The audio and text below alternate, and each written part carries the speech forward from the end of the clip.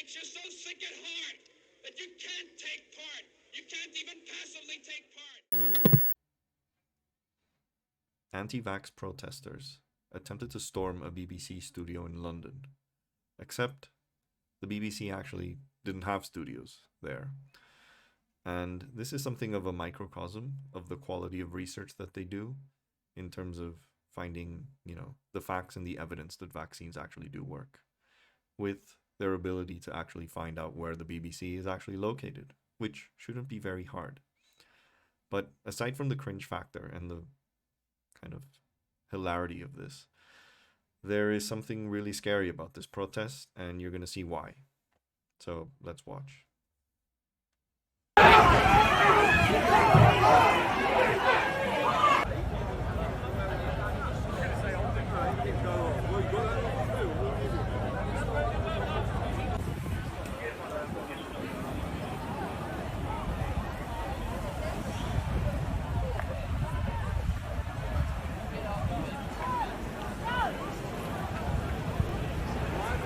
Notice a lot of people wearing black.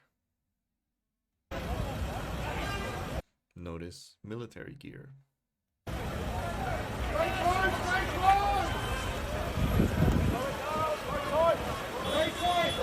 Notice bald, shirtless, tattooed guys.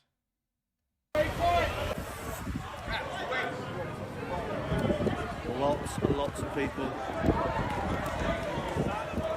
Please.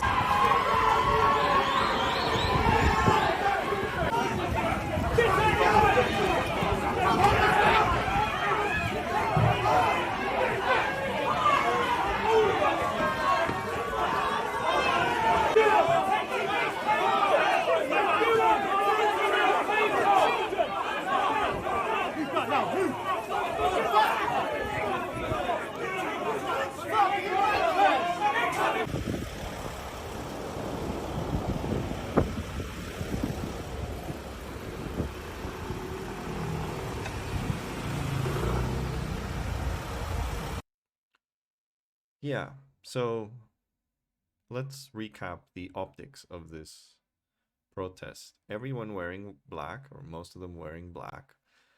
Most of them are white. A lot of them look like your average football thugs. Does this not look a bit like a fascist protest, perhaps? Do you think there was much difference with your average Brexit protest, for example? Now, I don't want to imply that everyone in this march fit that characteristic. I mean, there were a couple of black people that you could see there. There were also a couple of people who looked more like your typical wellness conspiracy theorist type, with purple or green hair. But still, overall, I find it rather strange that clearly the dress code was wear black, and protests where everyone is white and wearing black should be a bit scary because they look a bit fascist. That is the style, that is the optics. And it's not surprising given that there's so many common talking points among the anti-vax crowd and the far right. I mean, no other group embraces anti-vaccine ideas or vaccine skepticism or anti-lockdown ideas than the far right. It's not exclusive to the far right by no means. There's also a lot of libertarians who are anti-vaxxers. There's also a fringe of the left, the sort of Jimmy Dore orbit, who may or may not be anti-vax, but still are definitely in the category of vaccine skeptics. And why do we have all these people from, different ideologies? Well, in no small part, it's also being pushed by people who are increasingly skeptical of the mainstream media. And to be honest, there is a lot of good reasons for that. I'm not a fan of the mainstream media in any way either. But there's this idea that just because the mainstream media has gotten certain things wrong, like, I don't know, Russiagate, for example, then everything that they say is wrong, including when they're basically presenting vaccine information or general COVID information. So these are people who basically are pathologically incapable of nuance, absolutely incapable of thinking, oh, maybe I should do a bit of research to see if something that the mainstream media says is true or untrue. And it is the case that much of the science is probably true. Now, there have been mistakes. Governments have given contradictory information, but then this is also a pandemic that's been playing out in real time, which a disease that we had no information whatsoever before the beginning of last year. How are we expected to get every single policy right? It's just not possible. Um, so there's also a group of people, perhaps more respectable than your typical anti-vax uh, leader on Twitter, etc., who promote this narrative that we should distrust the mainstream media and everything they say. And that's people like Glenn Greenwald, for example, and other people in that orbit. And that's incredibly dangerous. Because again, you're just being primed to not believe anything. And it's one step from simply thinking, oh, the mainstream media is wrong about everything. It's literally one step towards vaccine skepticism. So there's also the issue that a lot of these people are, like these groups are funded. I don't know where the money's coming from. My personal suspicion is some very rich libertarians who are basically providing the financing and perhaps influencing in some way the organization of these groups. Because I do not think that they are purely organic and just rose out of nowhere. I don't think you need money to organize.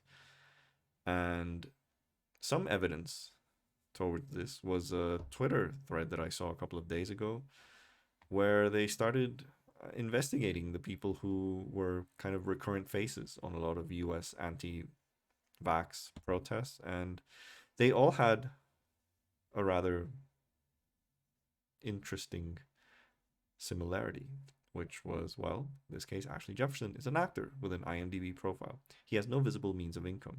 He has unlimited free time to attend anti-vax events 5 days a week.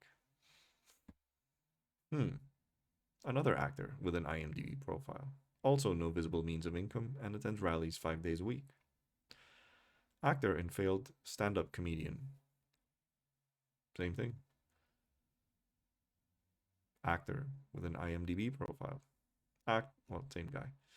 Small-time director and producer with an IMDb profile. Actor and failed stand-up comedian. Actor and former underwear model. Small-time director and producer. Lauren Boebert was recruited from a similar pool. Yep. So, Melissa Carone, Trump's star witness in the so-called ballot tampering case, who went viral for slurring a bunch of fake voter fraud nonsense at a committee hearing, also recruited from the same pool. This can't be a coincidence. So where is this money coming from? Again, my suspicion, libertarian or other kind of well-financed conservative groups are doing this.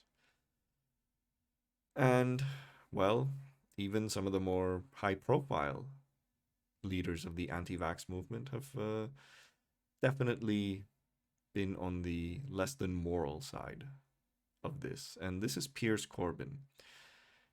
If you're British, you probably know who he is. If you're not British, you probably haven't, but you've probably heard of his brother, Jeremy Corbyn. And the reason you haven't heard of Piers is because Jeremy did everything possible while he was leader of the opposition in the Labour Party to not give any visibility whatsoever to his brother, who is batshit insane. He is a conspiracy theorist. He is pretty much your quintessential kind of British eccentric. Yeah, the kooky British eccentric.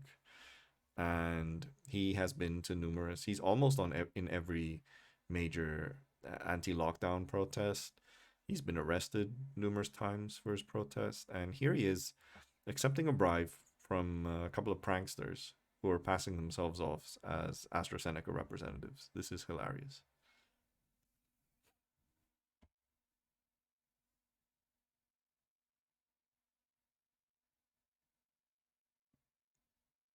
Restaurant. You had a plan. People ask where does this come from, I say it's somebody who's a businessman that runs a restaurant. You wouldn't say, yeah, you wouldn't say it's come straight from AstraZeneca, even though it has. About Yeah, that. because I mean technically it kind of has, but we don't have to say that. Yeah. I mean, I suppose going forward, it's just that sort of focus on leaving AstraZeneca out of it wherever possible. We appreciate that's not. We can't have a full policy change, but No.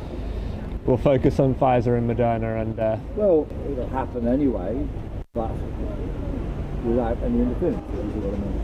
Yeah. So it's Brilliant. I think that'll be fair. Where's that money gone by? Oh, I've got it. Okay. I've got it. Don't worry.